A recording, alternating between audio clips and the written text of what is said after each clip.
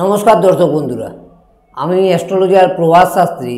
আজ এসেছি আপনাদের সামনে কেতু গ্রহকে নিয়ে কিছু আলোচনা করার জন্য।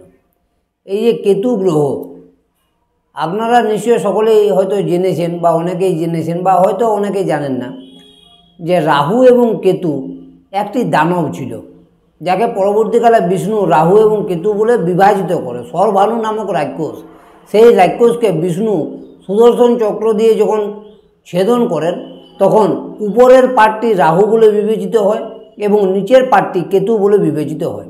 আজকে আমার আলোচ্য বিষয় হচ্ছে এই কেতু গ্রহ। অনেকেই ভাবে যে কেতু গ্রহ শুধুমাত্র মোক্ষের কারক গ্রহ, এ হয়তো নিশ্চয় কোনো কিছু দিতে পারে না, এ হয়তো সমস্ত কিছু জিনিসকে ডিট্যাচ করে, অর্থাৎ প্রত্যেকটা জিনিসকে ছেড়ে দেয়, এ হচ্ছে আধ্যাত্মিকতার গ্রহ। কিন্তু এটা প্রকৃতপক্ষে ঠিক নয়। কেতুর কিছু কিছু ভাব আছে, কিছু কিছু প্লেসমেন্ট আছে লগ্ন সাপেক্ষে, যে প্লেসমেন্টে কেতু যদি থাকে তাহলে কেতু একাই মানুষকে হিরো করতে পারে, অর্থাৎ প্রচুর বৈভব সম্পদশালী একটা মানুষকে করতে পারে এবং সমস্ত রকম সম্পদ, টাকা পয়সা প্রচুর পরিমাণে এই কেতুই দিতে পারে। তাহলে আজকে আমি সেই বিশেষ বিশেষ কয়েকটি পার্ট, যে ভাবগুলোতে কেতুর অবস্থান যদি থাকে তাহলে আপনারা অনেক অর্থশালী হতে পারবেন, সেই লগ্ন থেকে সেই ভাবগুলির আজকে আমি ব্যাখ্যা করে দিচ্ছি। যেরকম কারো যদি লগ্নের সেকেন্ড হাউসে কেতু থাকে তাহলে তার অর্থভাগ্য অত্যন্ত ভালো হয়। কেননা সেকেন্ড হাউসে যদি কেতু থাকে, সেকেন্ড হাউসটি হচ্ছে আমাদের লগ্ন থেকে, সেকেন্ড হাউস হচ্ছে আমাদের অর্থের জায়গা। সেই অর্থের জায়গায় যদি কেতু নামক গ্রহ বসে থাকে তাহলে কিন্তু অর্থ হঠাৎ প্রাপ্তি নিয়ে আসে এবং প্রচুর পরিমাণে অর্থ বা বৈভব নিয়ে আসে। কেননা কেতুকে বলা হয় ধ্বজা, অর্থাৎ পতাকা। ফলে কেতু কিন্তু প্রচুর অর্থ সম্পদ নিয়ে আসে যদি সেকেন্ড হাউসে কেতু বসে থাকে। কেতু যদি 3 নম্বর ঘরে বসে থাকে, অর্থাৎ লগ্ন সাপেক্ষে 3য় ঘরে বসে থাকে, তাহলেও কেতু কিন্তু প্রচুর মাত্রায় অর্থ সম্পদ বৈভব নিয়ে আসে এবং তারা ক্রিয়েটিভ লাইনে অত্যন্ত ভালো হয়। অর্থাৎ এই হাতের মধ্যে তাদের জাদু থাকে, তারা হাতের দ্বারা অনেক কিছু অর্থ রোজগার করতে পারে। কেতুর আরেকটি প্লেসমেন্ট হচ্ছে লগ্ন থেকে পঞ্চম স্থানে। লগ্ন থেকে পঞ্চম স্থানে কেতুও মানুষকে প্রচুর পরিমাণে অর্থ সম্পদ এবং বৈভব প্রাচুর্য প্রচুর পরিমাণে দেয়। যদিও পঞ্চমস্থ কেতু সন্তানের ক্ষেত্রে কিছু ট্রাভেল দেয়, তবে আজ আমি কেতুর যে প্লেসমেন্টগুলি আপনাদেরকে বলছি এগুলো শুধু অর্থ নিয়ে, যে এই জায়গায় কেতু থাকলে অর্থ সম্পদ ভালো দেয়। আমি কোনো প্রবলেমের দিকে যাচ্ছি না, বিষয়তে যখন আমি আলোচনা করব তখন সবগুলি নিয়েই আলোচনা করব। তো কেতু যদি লগ্ন থেকে পঞ্চমে থাকে তাহলেও কেতু কিন্তু প্রচুর অর্থ সম্পদ প্রাচুর্য এগুলো দিয়ে থাকে। কেতু যদি লগ্ন থেকে নবম স্থানে থাকে তাহলে এই সমস্ত জাতক জাতিকারা প্রচুর সৌভাগ্যশালী হয় অর্থের দিক থেকে, এদের প্রচুর পরিমাণে অর্থ বৃদ্ধি হয়ে থাকে।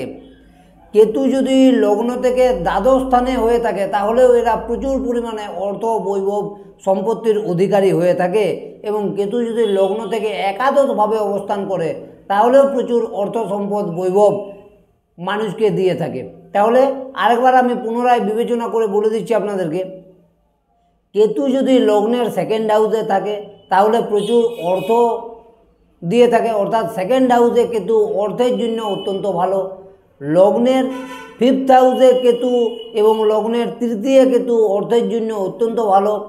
লগ্নের নবম হাউসে কেতু, অর্থাৎ লগ্ন থেকে অ্যান্টি ক্লকওয়াইজ গুণে যদি আপনার নবমে কেতু থাকে তাহলে এটি অর্থের জন্য অত্যন্ত ভালো।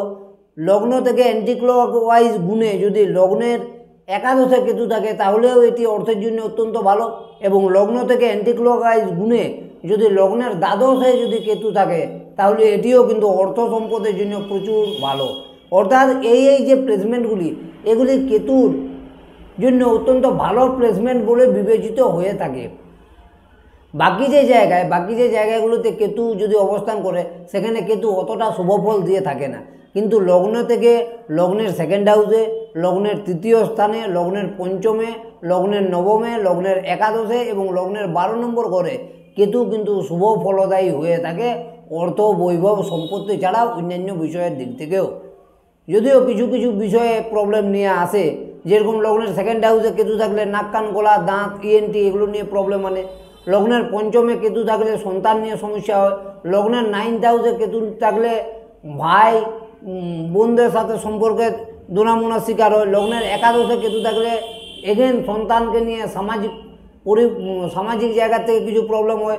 লগ্নের দ্বাদশে কেতু থাকলে শত্রু বৃদ্ধি হয়ে থাকে, কিন্তু এগুলো অর্থ বৈভব সম্পত্তির জন্য অত্যন্ত ভালো প্লেসমেন্ট বলে বিবেচিত হয় যদি এই কেতু ভালো নক্ষত্রে থাকে।